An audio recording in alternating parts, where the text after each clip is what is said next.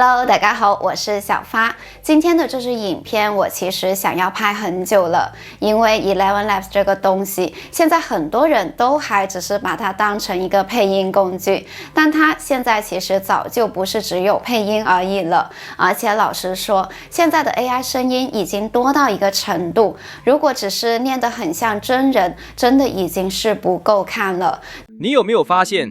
走到一半的时候，反而最容易停下来？因为一开始你还不知道会走多远，现在你已经知道了。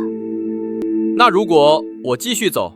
至少这段路不是白走的。真正会卡住人的地方呢，是后面这些事情。首先，你的声音能不能撑完整支影片？然后是背景音乐会不会让人想要关掉？它新加的一个影片相关功能，到底是噱头还是真的有用？最后把声音加音乐加画面合到一起，这个成品你敢不敢真的是把它丢上去用？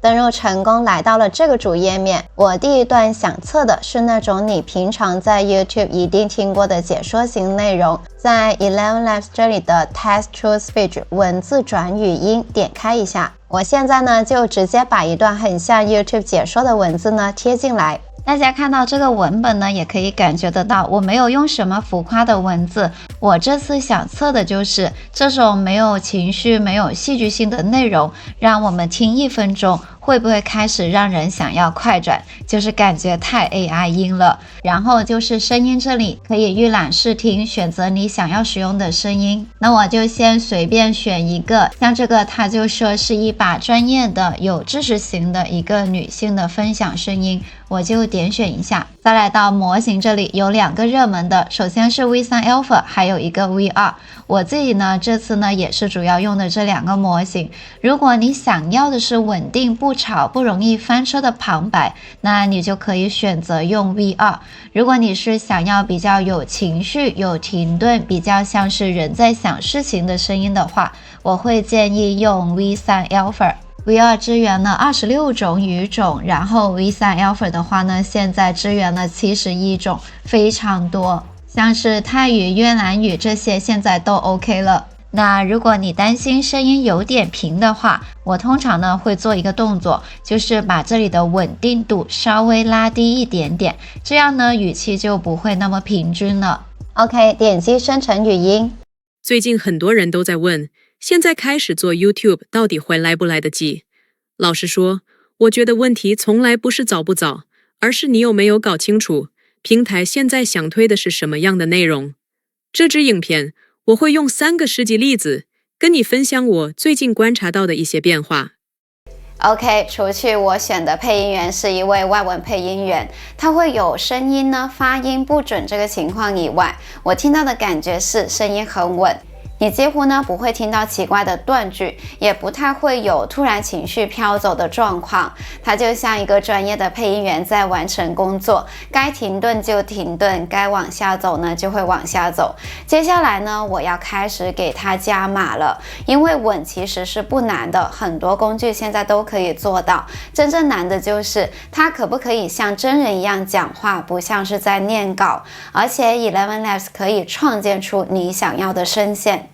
那想做出你想要的声音也非常简单，点开左边的声音，在这里可以创建或者克隆一个声音。点开之后呢，你可以在这里填上你想要声音的一个提示词。提醒一下大家，提示词呢，它只支持英文输入，但是你可以把这把声音的语言呢，通过英文的提示词来描述出来。给大家看一下我之前设计的声音，点开我的声音这里，下面这2个呢就是我之前设计过的声音，一个呢是一个年轻的台湾男性的声音，点开右边给大家看一下我当时设计的提示词，25到30岁的台湾男性，他的声音呢是非常热情还有能量的，而且呢我会把这把声音的职业写出来，比如说他是一位 YouTuber， 我就直接告诉 ElevenLabs了。他讲的是哪里的语言，我也会用提示词来告诉他，然后他的一个声音的声调是怎么样的，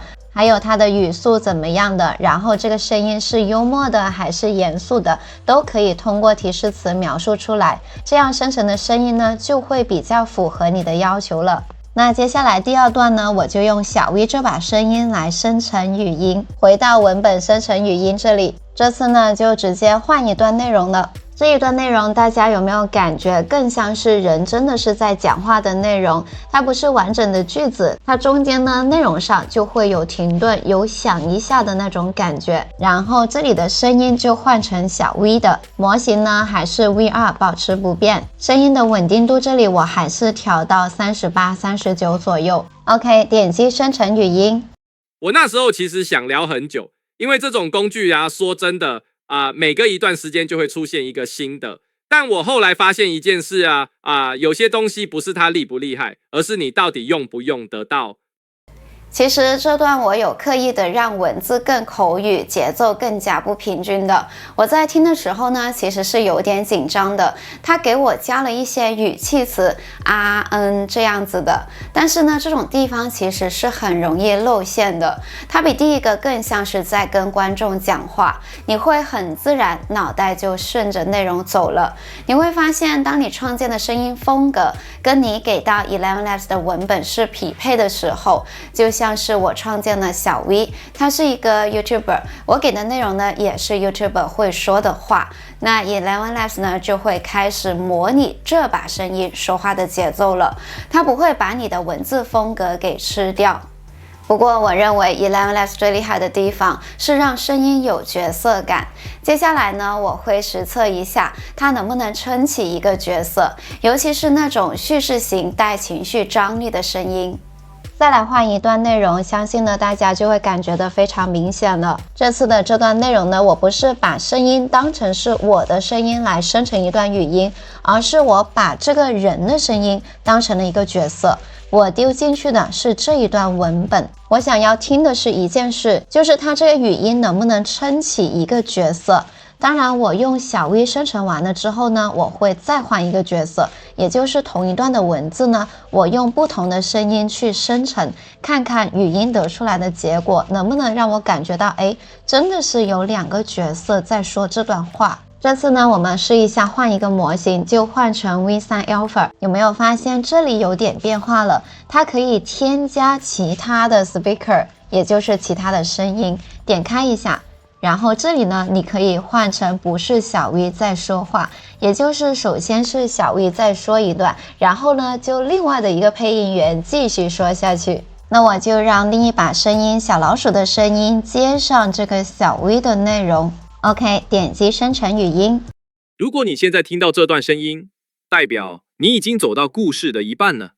接下来发生的事情会决定你要不要继续听下去。等等，你这样讲太快了，不是所有人都准备好听下去。有些人到这里其实已经开始想关掉了。所以问题不是接下来会发生什么，而是你现在还想不想知道答案。OK， 先不说我的结论，因为他给我生了2个结果，听完呢再跟大家一起讨论。如果你现在听到这段声音，代表你已经走到故事的一半了。接下来发生的事情会决定你要不要继续听下去。等等，你这样讲太快了，不是所有人都准备好听下去。有些人到这里其实已经开始想关掉了。所以问题不是接下来会发生什么，而是你现在还想不想知道答案。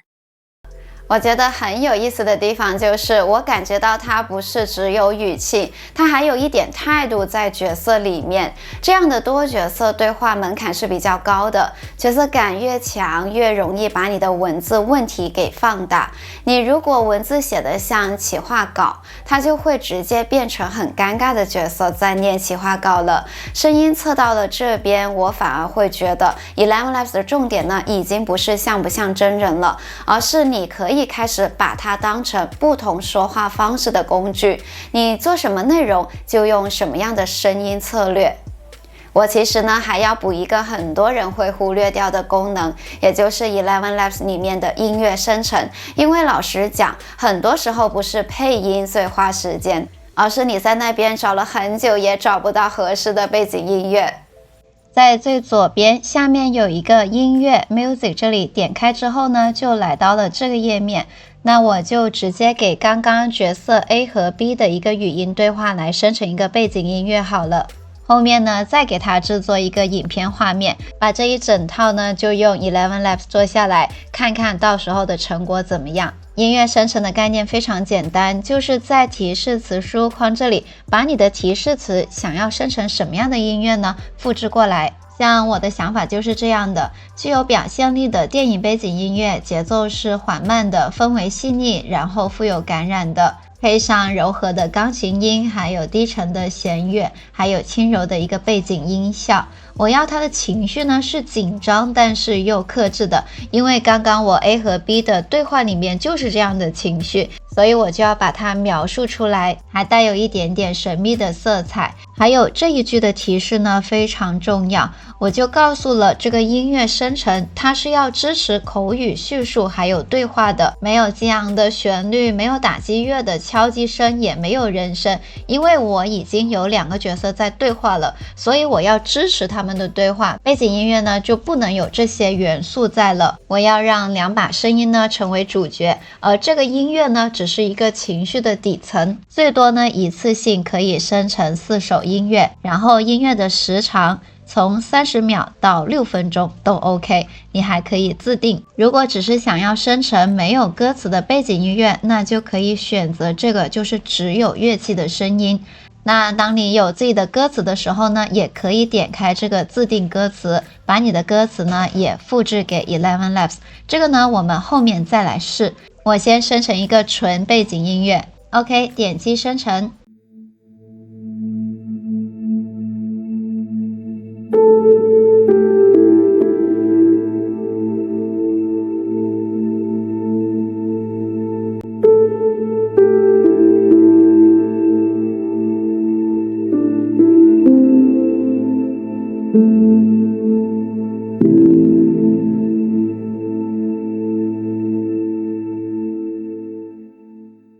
悬疑的感觉呢是很搭我的内容的。 OK， 那我把角色的对话加到音乐上面。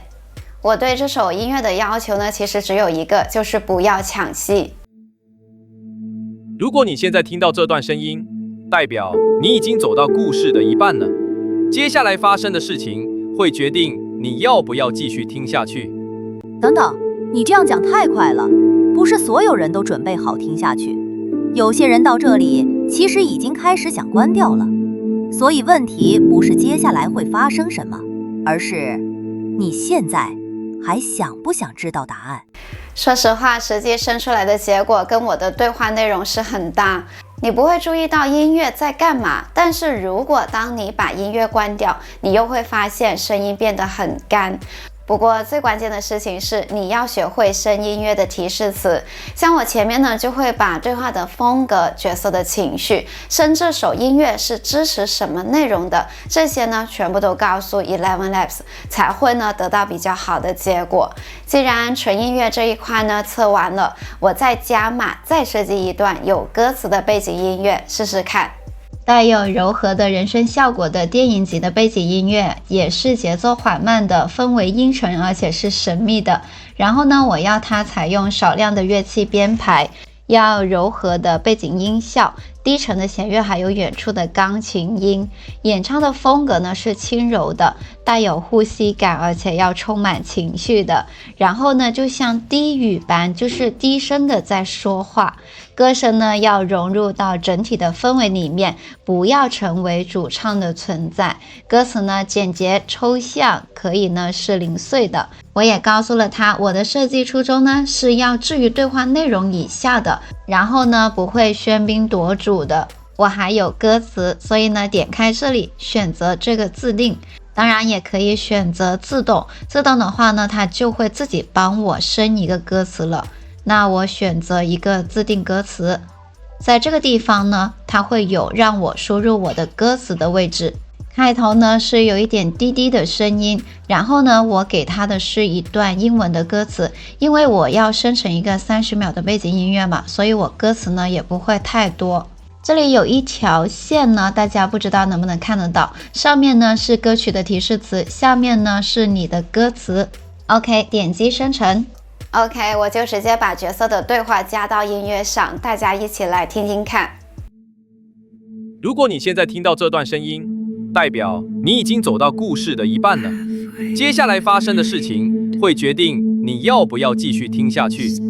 等等，你这样讲太快了，不是所有人都准备好听下去。有些人到这里其实已经开始想关掉了。所以问题不是接下来会发生什么，而是你现在还想不想知道答案？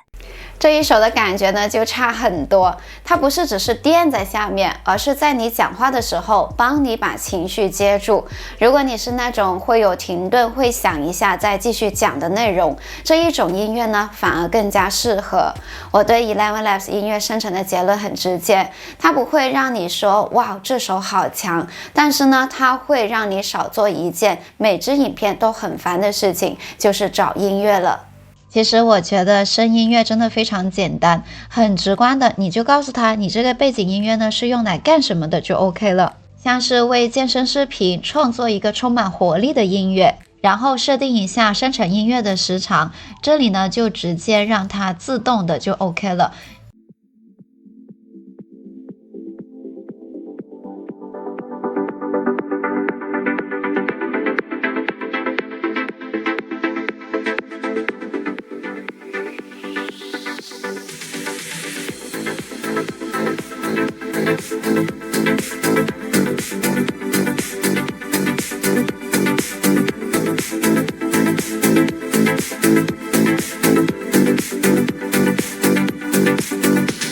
有没有想动起来？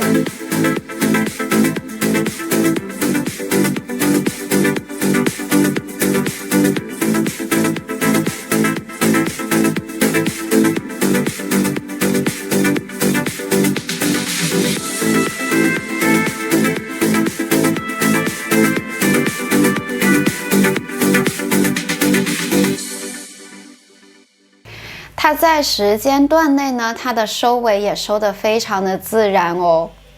OK， 那音乐讲完呢，我的想法呢就是给刚刚做好的声音和背景音乐补上影片的画面。我也是直接用了 ElevenLabs 来生成。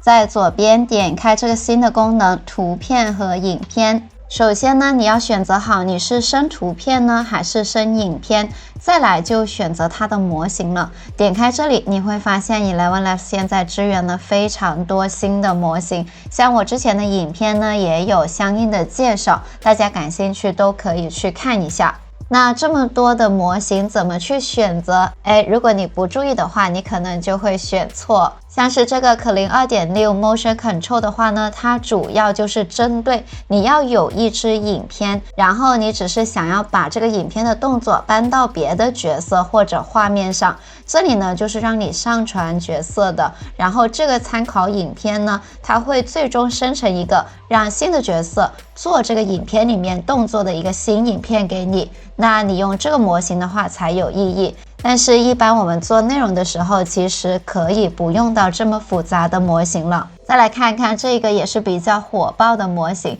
就是这个 Seedance 1.5 Pro， 这个我自己是蛮喜欢的，因为它的镜头感是比较明显的。像是现在这几个新的模型呢，它都是支援生成画面的同时，把原生的声音呢也一起生成出来。当然呢，你也可以关掉，也就是只生成画面。再来呢，这个 One 2.6 呢也是比较新的一个模型，它这边比较特别的就是它支援你把音频的档案呢导入进来，它根据你的音档还有你的提示词来生成影片，而且它最长可以一次生成一个15秒的影片画面给你。再往下呢，大家可以在模型的底下呢看到对这个模型的解释和它的功能说明，去选择用哪一个。它还有专门的口型同步的模型，像是这个的话呢，除了支援人脸进行说话的一个影片生成以外呢，它还支援一个非人脸来进行一个说话，比如说是卡通人物啊，或者说动物的，你就把角色上传过来，然后呢再把语音上传过来，点生成呢，它就会生成直接这个角色在说话的一个影片了。还要跟大家说一下的就是最后的这个 Topaz Video Upscale， 它就是专门对影片进行升级的。如果你生成的影片呢，你发现它的影片画面有点糊，不太好用的话呢，但是你又不想重新生成去重抽一次，那你可以把影片导入进来，交给这个模型帮你进行升级， 1.5 倍到4倍的画质升级呢都 OK。那我这集呢，主要是想做一个旁白啊、故事解说这一类的影片画面，所以我就选用这个 Seedance 1.5 Pro 就 OK 了。它也支持你上传开始帧图片和结束帧图片，它帮你补全中间的画面转变。但是我就不使用这个功能了，我直接输入提示词，让它帮我生成一个影片画面来搭配上我的音频还有我的背景音乐。是一个孤独的人在黄昏的时候呢，慢慢的走在一条安静的城市街道上面，镜头呢是这样的，从后面或者是侧面呢角度来进行拍摄，人的脸部呢始终没有展示出来。色彩呢，我让它用了一个淡雅的配色方案。有时候这个人的动作呢会有停顿，就暗示了他有一个犹豫的情绪画面。然后呢，我还强调了没有对话、没有说话的声音，也没有嘴唇的动作，因为我这些呢都已经做好了。同样也告诉他了，我这个画面呢主要是配合旁白对话和背景音乐的，然后呢只有一点点的环境动态变化。为什么我这个画面会设计要有人在呢？我觉得有人在的画面呢，观众才会更好的带入。但是呢，我又让他不要拍脸部，这个呢，就是不想要引走观众的注意力。我想要观众注意在我的2个角色的对话里面。画面会有行走加停顿，是因为呢，我想要完美的对应上我的语音里面说故事走到了一半。那整个环境呢是一个城市的黄昏，它就非常适合心理转折的一些经典时段了。它支援的影片尺寸呢也非常多， 720p， 生成一个10秒的影片吧。然后呢，这里的声音我就关掉了，然后生成了一个影片。OK， 点击生成。OK， 一起看看语音加音乐加影片画面全部呢拼到一起的效果。先说明一下哦，我是一点剪辑都没有的。你有没有发现，走到一半的时候，反而最容易停下来？因为一开始你还不知道会走多远，现在你已经知道了，所以才会开始想要不要继续。你不是累，你只是开始在算成本。如果我现在转身呢？那你会一直记得自己是在这里停下来的。那如果我继续走，至少这段路不是白走的。老实说，我按下播放之前呢，心里其实是有点紧张的，因为这种影片只要声音或者音乐有一点点不对，整个的感觉就会瞬间的崩掉。但实际看完这一版，我的第一个感受就是它是成立的，不是那种哇好厉害，好像电影的成立，而是你不会想立刻关掉的那种成立。画面在走，声音在对话，音乐呢只是静静的垫在了下面，没有谁在抢谁的戏。我觉得这一版最关键的地方不是任何单一元素，而是他们3个之间没有互相去打架。画面其实很简单，没有交代太多的事情，但是正因为是这样，它留了一个空间让声音去讲故事。而语音这一块呢，我刻意做成了对话，就是因为这种画面如果只有一个人在讲话，很容易呢就会变成了旁白，但是一旦变成2个角色在说话，你会开始把画面当成他们正在经历的状况，而不是呢单纯的背景。音乐呢在这里做的事情也刚刚好，它不是在带情绪，而是在拖住情绪。你不会特别的注意到它，但是只要把它拿掉，你就会发现整个画面突然少了一层东西。所以如果真的是要我下一个结论，我会说这支影片成功的地方不在于用了什么样的工具，也不在于哪一个元素最厉害，而是在我看的时候没有一直被提醒这是用 AI 做出来的。它比较像一个状态实验，把画面、声音、音乐放在了一起，看看能不能撑得住一整个情绪。至少在这一版里，我觉得它撑住了。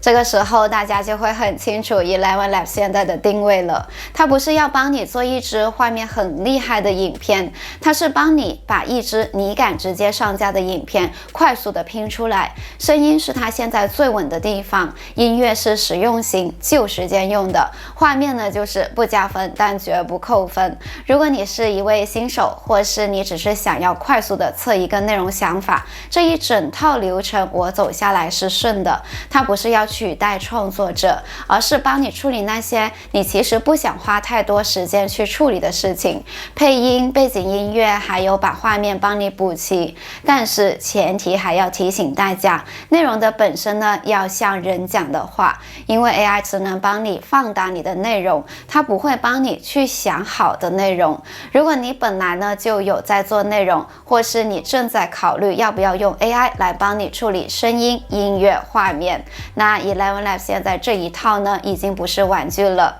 OK， 那今天呢就到这边，我是小花学姐。如果你觉得今天的测试对你有启发，或是想看我玩更多 AI 工具，记得帮我按赞、订阅、开小铃铛。我们下支影片再慢慢聊，拜拜。